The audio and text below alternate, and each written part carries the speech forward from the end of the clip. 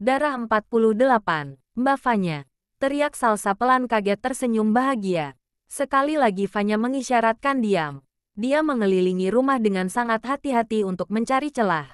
Tidak ada celah sama sekali. Dia tahu wanita parubaya itu hanya bekerja sama dengan satu orang saja di sini. Jendela-jendela semua pakai teralis besi. Jalan keluar hanya dua. Jendela kaca di gudang tempat Salsa di Seasteriskap sama dapur. Dia harus mengunci semua akses keluar agar mereka tidak bisa keluar dengan mudah, setidaknya menghambat pengejaran ketiganya jika berhasil kabur. Fanya tersenyum curang memulai aksinya. Di belakang di tempat pembuangan sampah ada tumpukan pecahan kaca maupun piring. Diambil pecahan kaca yang berujung lancip setelah membungkus tangan kanan dengan kain lusuh yang didapat dari tempat sampah untuk mengempiskan semua roda 4 milik penjahat agar nanti mereka tidak bisa mengejar. Kembali lagi ke tempatnya semula, menyusun berdiri serpihan kaca sisa dengan cara memendam sebagian. Setelah selesai, melanjutkan misi menahan pintu dengan cara mengganjal ganggang pintu menggunakan kayu dan patahan genting ditaruhnya di antara sela-sela pintu dan lantai. Semoga usaha membuahkan hasil. Dia langsung berlari ke samping gudang lagi menemui adiknya. Sebelum menyelesaikan strategi penyelamatan, Fanya sudah mengkode Salsa agar menaruh sebanyak-banyaknya barang di belakang pintu. Mundur. Dihantam kaca dengan batu besar sekuat tenaga hingga menghasilkan bunyi yang memekikkan telinga. Ibu satu anak tersebut dengan sigap menangkap keponakan sebelum membantu adiknya turun dari jendela. Sebentar. Dihantam kaca dengan batu besar sekuat tenaga hingga menghasilkan bunyi yang memekikkan telinga. Ibu satu anak tersebut dengan sigap menangkap keponakan sebelum membantu adiknya turun dari jendela. Sebentar. Dipecahkan sekalian kaca yang masih menempel kayu untuk mempermudah adiknya memanjat jendela, mengurangi risiko tergores pecahan kaca. Hanya goresan kecil di telapak tangan tanpa disadari Salsa karena kepanikan sudah menguasai semua. Dengan cepat mereka berlari menuju mobil. Ayo, cepat. Sedikit lagi. Di belokan sana. Haish, kenapa jadi jauh betul aku parkir mobilnya? Kedua penjahat yang mendengar keributan langsung berlari ke gudang. Benar yang ditakutkan. Tawanan mereka kabur, pintu juga tidak bisa dibuka, hanya bisa terbuka sangat sedikit. Lari lagi ke depan. Sama saja ganggang pintu tidak mau bergerak turun.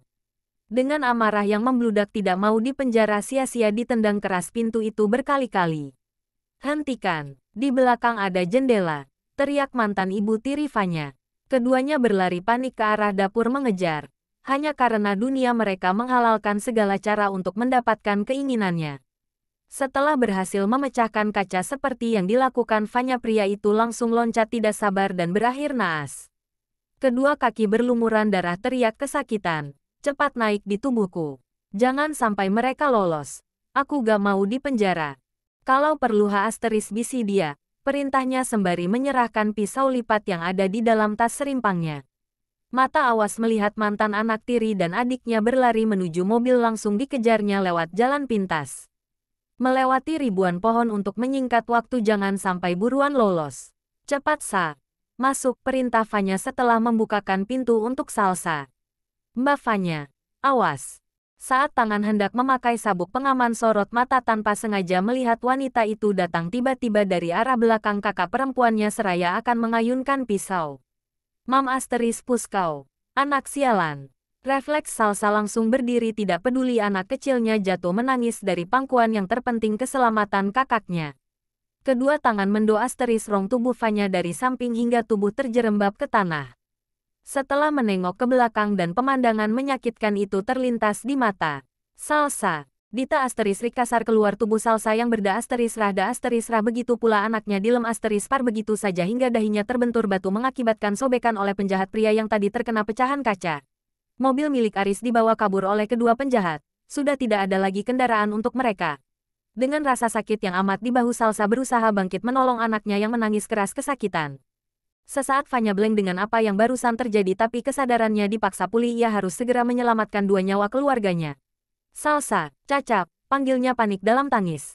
Salsa membantu anaknya berdiri dengan satu tangan karena pisah U itu masih setia menan Cap.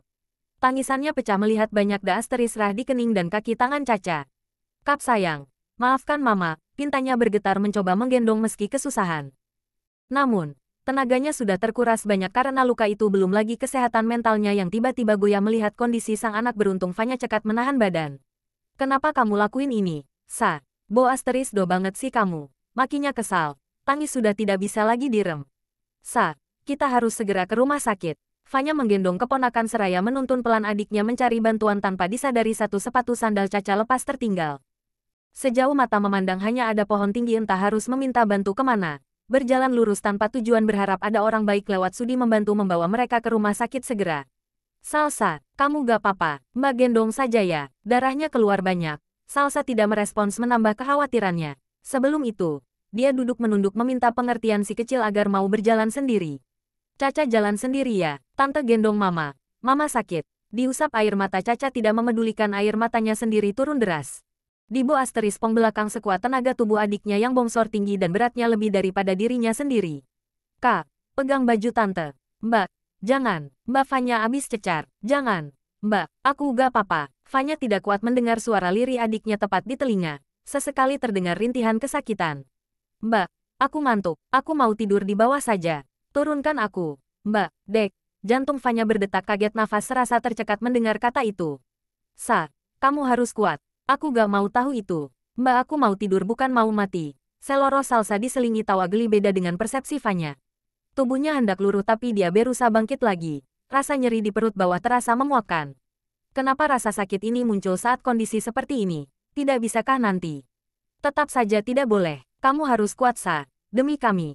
Faiz, Caca, si kecil sudah capek menangis kesakitan kini terdiam mendongak mendengar perdebatan keduanya. Hanya terus berjalan memegang pakaian tantenya meski kaki kecilnya sudah memberontak ingin berhenti. Banyak pula luka gores di kulit putihnya. Apalagi jalan yang dilalui bukanlah aspal. Bisa dibayangkan betapa tersik asterisanya kaki kecil mungilnya tanpa alas.